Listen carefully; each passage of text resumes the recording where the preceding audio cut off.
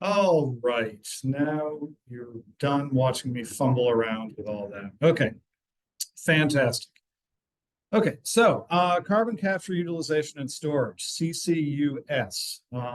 This is an important set of techniques and technologies for reducing the carbon intensity of our energy usage. When you look at all of the projections of net zero by 2050 scenarios, they all include some amount of carbon capture and storage for two reasons. One is that it's important to reduce the amount of CO2 that's in the atmosphere right now to hit that 1.5 degrees Celsius target.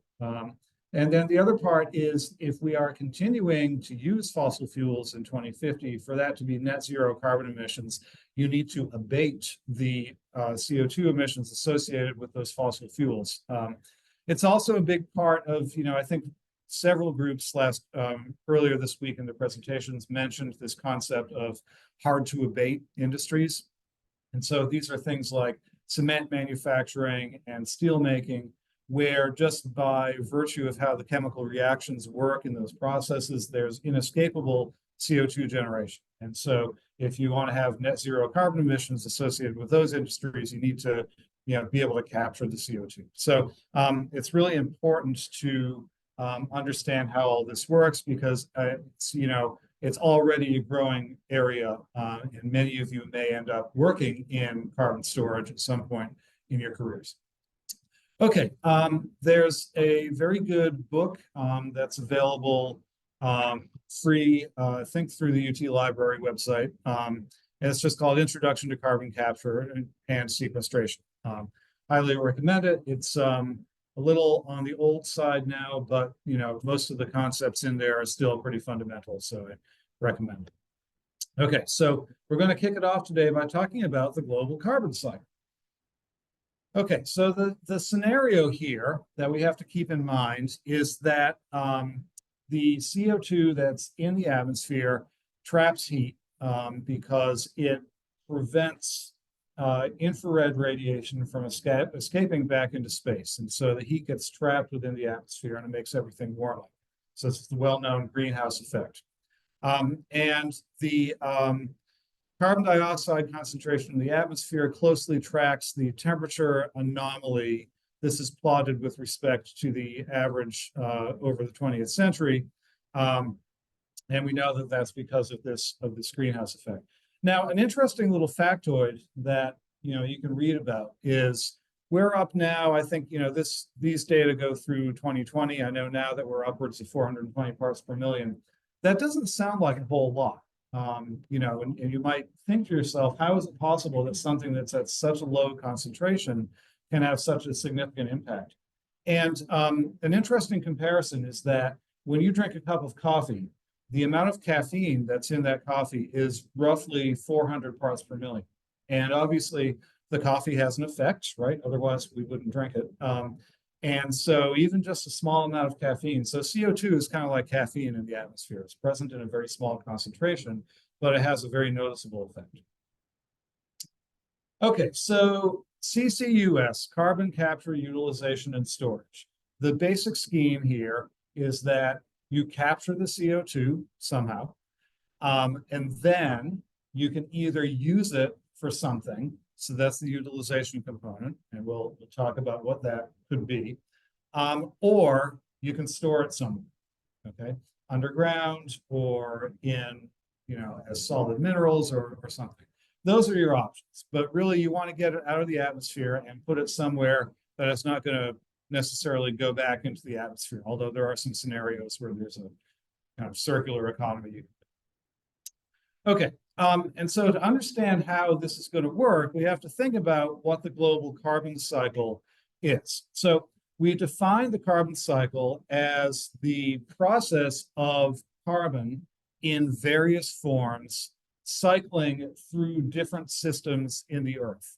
And it's constantly moving around because of different processes that happen. So we've got different reservoirs. So this is where the carbon is held, okay? And then there's the fluxes, which is the rates of transfer between the different reservoirs.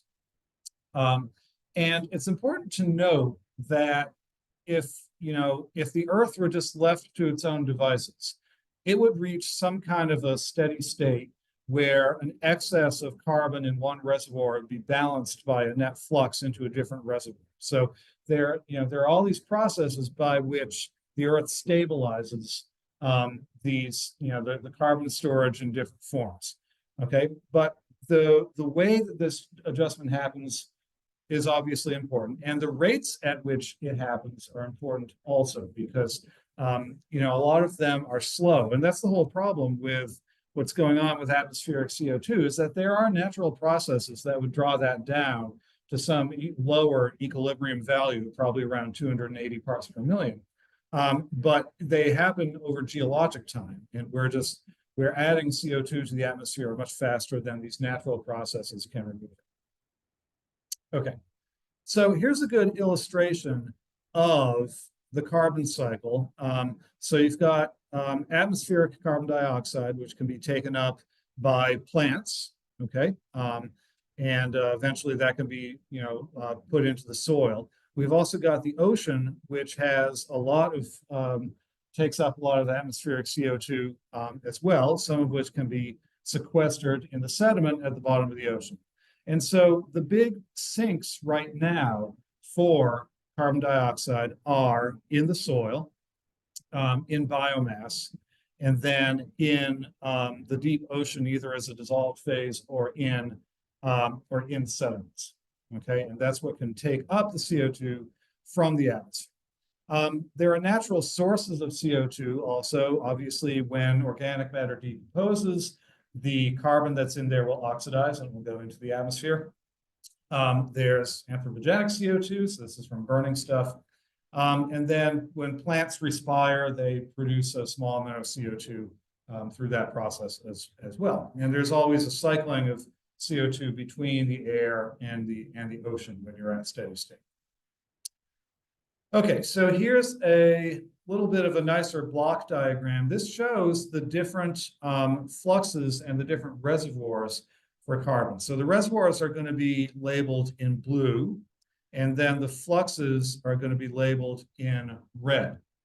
And the units here are petagrams. So that's 10 to the 15 grams or trillion kilograms of carbon. You can see that some of these reservoirs are quite large. So for example, the Earth's crust could hold 100 million petagrams of carbon. That's a lot of CO2.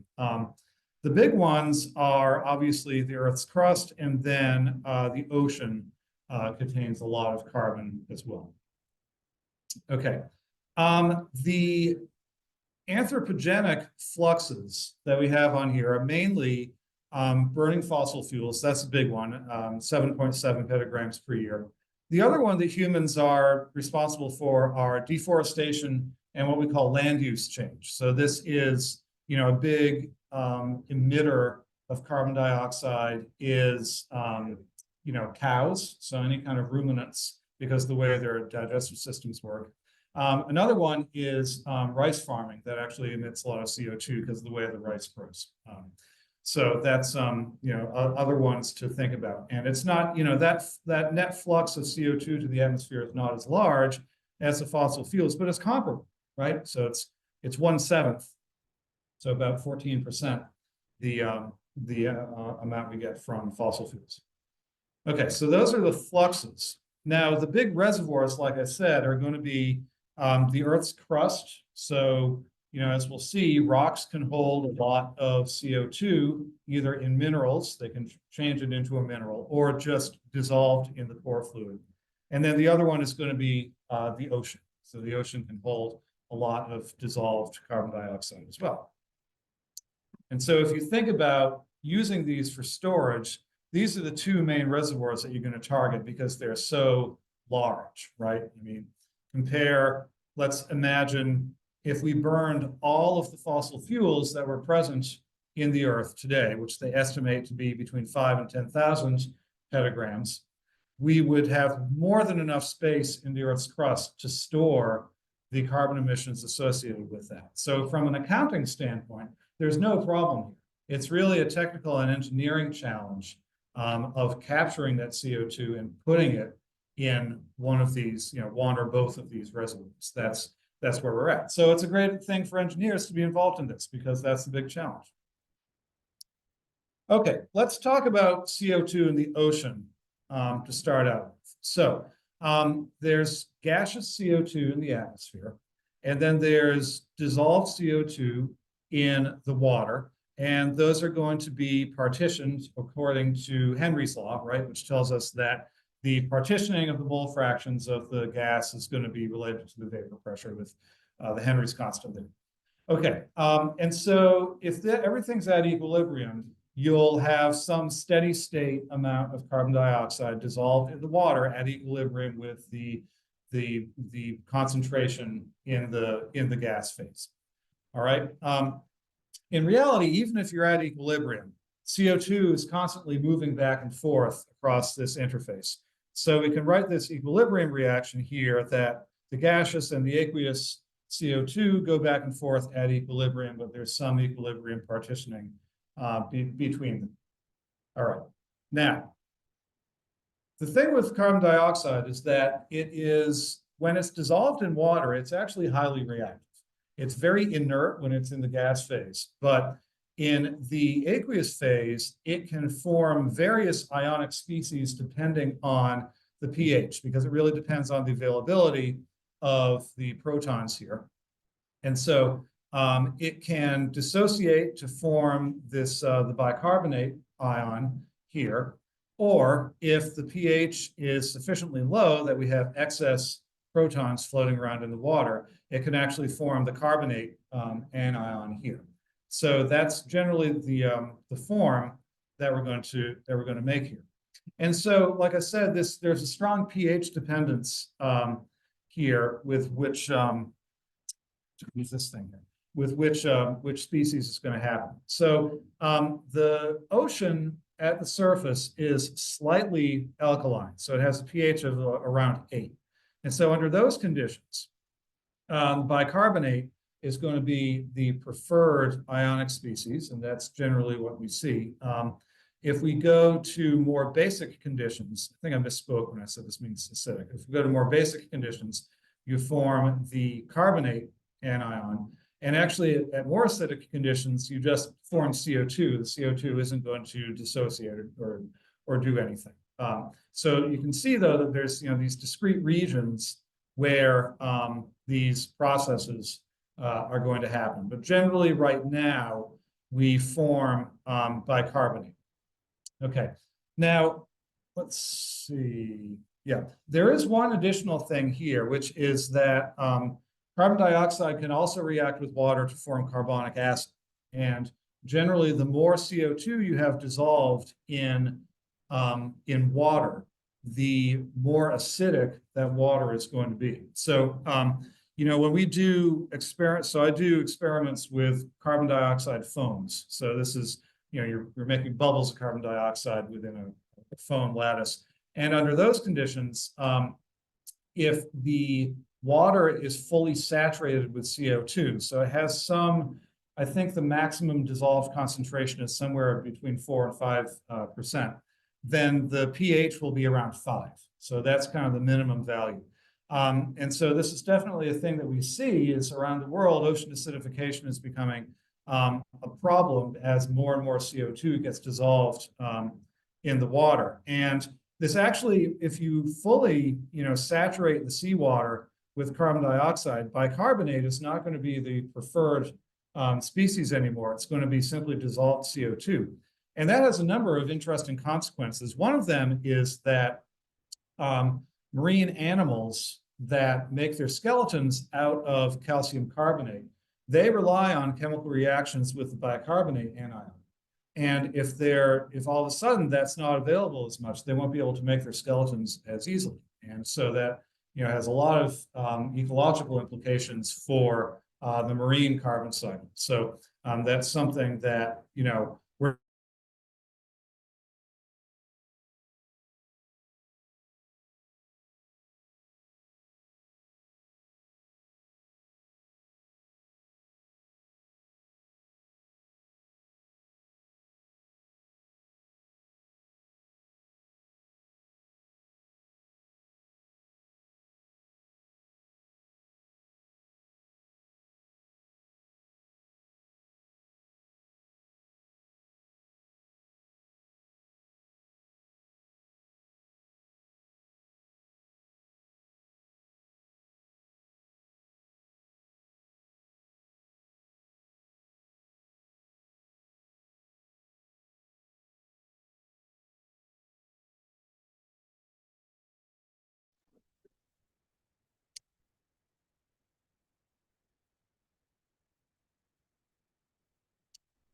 Okay.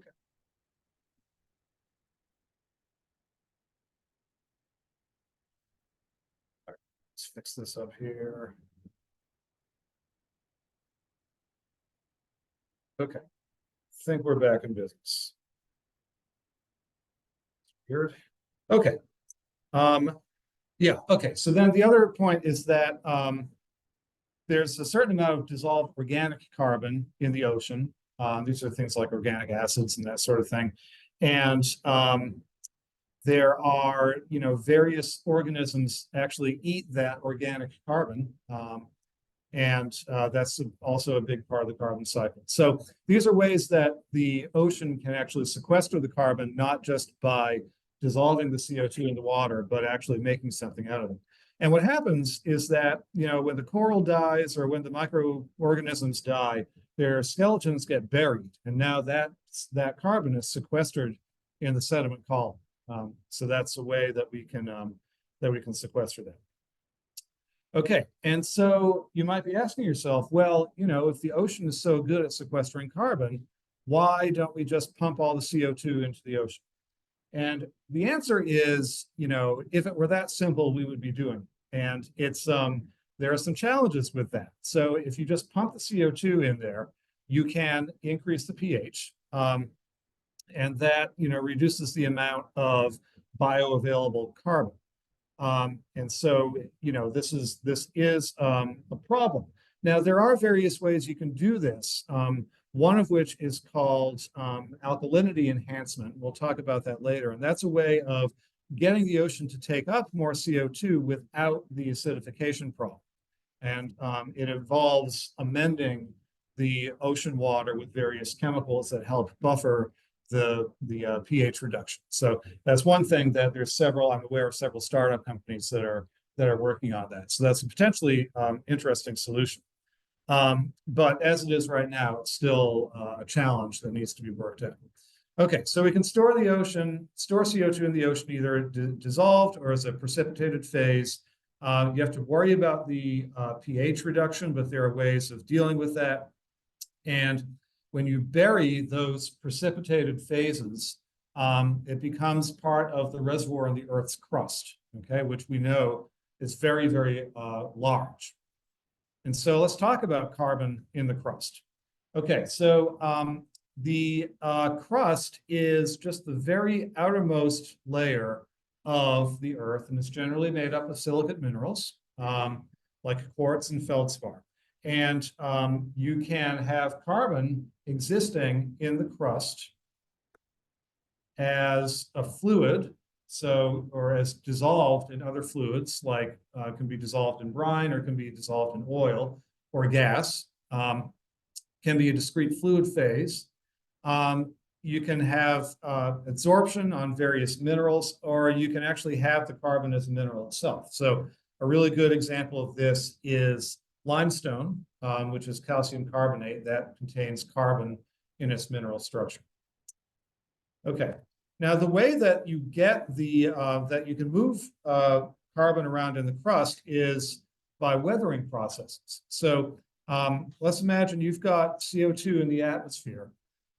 If you mix that CO2 with water, it forms carbonic acid, H2CO3.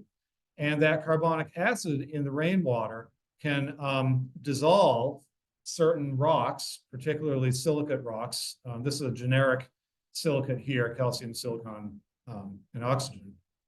And through that process, you turn the carbonic acid into bicarbonate, which then can go into the ocean and then do all the stuff we talked about before.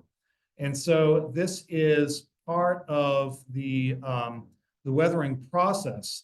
And this actually, one way of removing carbon from the atmosphere is through a process we call enhanced rock weathering, where you get this process to happen faster and get the bicarbonate into some type of a sink, whether it be the ocean or a soil carbon sink. But that's one way of doing this. And actually, there's I advise a student org called the NET project, Negative Emissions Technology Project, which Tommy's involved in that. I think some of the rest of you all are too. But one part of that, the NET project, is that they're working on it's a really cool kind of citizen scientist initiative called the Carbon Gardener, which is people volunteer to do this in like a garden bed.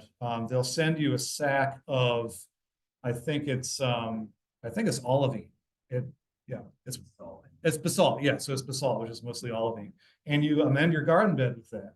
And the idea that there is that having that mineral will promote weathering and draw down CO2, and so you're measuring the carbon content of the soil moisture periodically over time. And if enough people around the world do this and they all send in their data, they'll have some big database of enhanced rock weathering. So it's actually kind of a cool project. But again, that really involves speeding up this reaction here, where the carbonic acid dissolves your silicate rocks and gets the stuff into a different scent. So that's an interesting technique for doing that.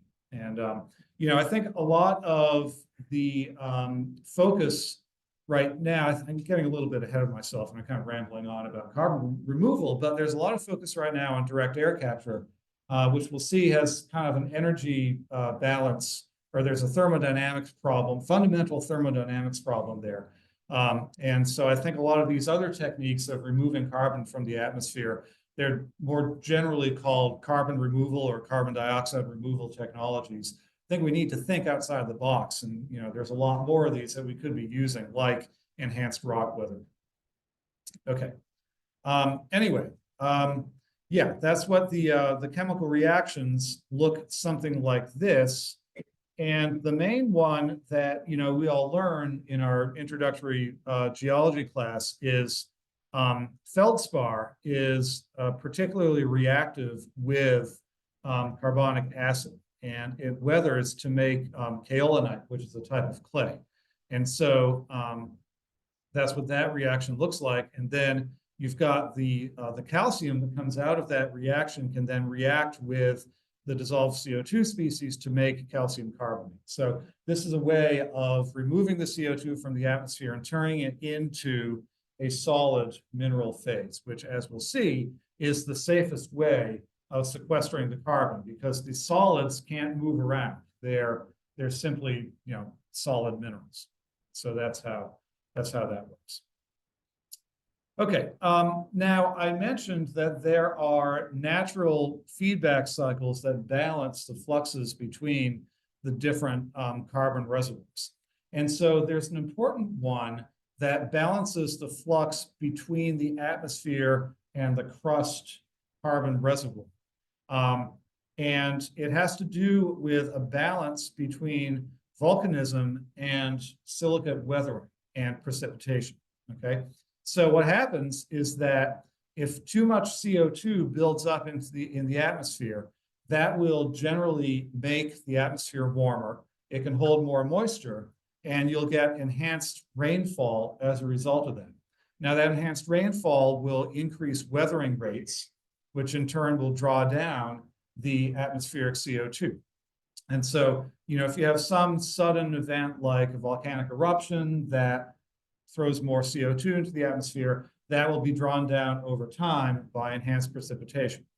And so, again, this is something where, there's more CO2 going into the atmosphere too rapidly now than this natural weathering feedback can draw down. And so that's why we have to think of artificial means of doing it. But, excuse me, over geologic time, this is basically how this whole situation has worked. So when you look at like global tectonic cycles, during periods where there's more volcanic activity, you generally see enhanced erosion as a result of the crustal carbon cycle, taking out that CO2 from the atmosphere. So it's an interesting thing over geologic time, but not necessarily something we can leverage to remove the carbon right now. Okay, and so there's a process where we can mineralize the CO2, and this is important for injecting CO2 into the subsurface, because like I said, the mineral form is going to be the most stable way of sequestering the carbon dioxide. And so there's a number of different minerals that will react with CO2 to form different carbonate minerals. So, I mentioned olivine earlier in the context of the carbon gardener. That will readily react with CO2 to make dolomite, which is magnesium carbonate. Similarly, other types of minerals like wollastonite or anorthite, which are also typically present in basalts, those will make calcium carbonate. So, if you have enough of these minerals in your rock, you can have a good amount of carbon storage in mineral form. And, like I said, many of these minerals are present in basalts. And so there's a really cool company that is injecting CO2 into the basalts in Iceland that, I think we'll talk about later. And the nice thing about that is when you inject the carbon dioxide, it turns into a mineral within, months to a couple of years. So it's a very fast reaction. And then you've got the mineral there, and that's not going anywhere. It can't move around. It can't leak. It's sequestered more or less permanently. So that's another thing we look at. Basically the problem is that the reaction rates are widely different depending on the minerals that you have. So, for instance, when you look at, wollastonite, which is this, calcium silica, that has a relatively high reaction rate compared to the feldspars down here. So it's not sufficient just to have one of those, a bunch of those minerals present. You have to have the right mineral present. And so, if you have sodium feldspar, albite, that's not going to react particularly quickly. So really, you need to have the right mineral assemblage for that reaction to take place rapidly. You can also see that there's very strong temperature dependence, where the reaction rates are several orders of magnitude higher when you get to elevated temperatures. Okay, and so, I've mentioned basalts, and I just mentioned Iceland, but, the basalts are a particular class of rocks that are very good carbon storage targets because they contain these minerals that react with CO2. And so, I always like to bring up this QPFM diagram. So, little known fact, when I was an undergraduate, I thought that I was going to go to grad school and study either igneous or metamorphic petrology. And so I wrote my senior thesis on the mineralogy of some granite intrusions in New Hampshire. I'm from New Hampshire, and I basically got money to go hiking and camping up in the woods in New Hampshire all summer, which was pretty cool. But I collected some rock samples and we did some mineral analysis on them. So I always like to bust this out here because it's not something we usually think about in the engineering context. But the QPFM diagram represents igneous rocks based on the relative abundance of quartz, different feldspars, and then these what's called our feldspathoid minerals, which are basically, they're like feldspars, but with basically no silica in. And so you can classify the different igneous rocks based on where they lie in the QPFM diagram. So this is going to be for extrusive igneous rocks. So rhyolite is the extrusive equivalent. This means it erupts out of a volcano. It's the extrusive equivalent of granite. So granites and rhyolites are up here. They're enriched in quartz. They're more alkaline. Basalts and andesites are going to be more enriched in plagioclase feldspar, and they're depleted in quartz. And so these are the types of targets that we look for when we are, trying to sequester CO2. And you typically find basalts at the surface anywhere that there's been volcanic activity, either in a subduction zone or a place like Iceland, where you've got mid-ocean ridge, where you've got new oceanic crust being generated. Okay. And so, like I said, let's imagine you're sitting here, you're Iceland, you're right on top of the mid-Atlantic ridge.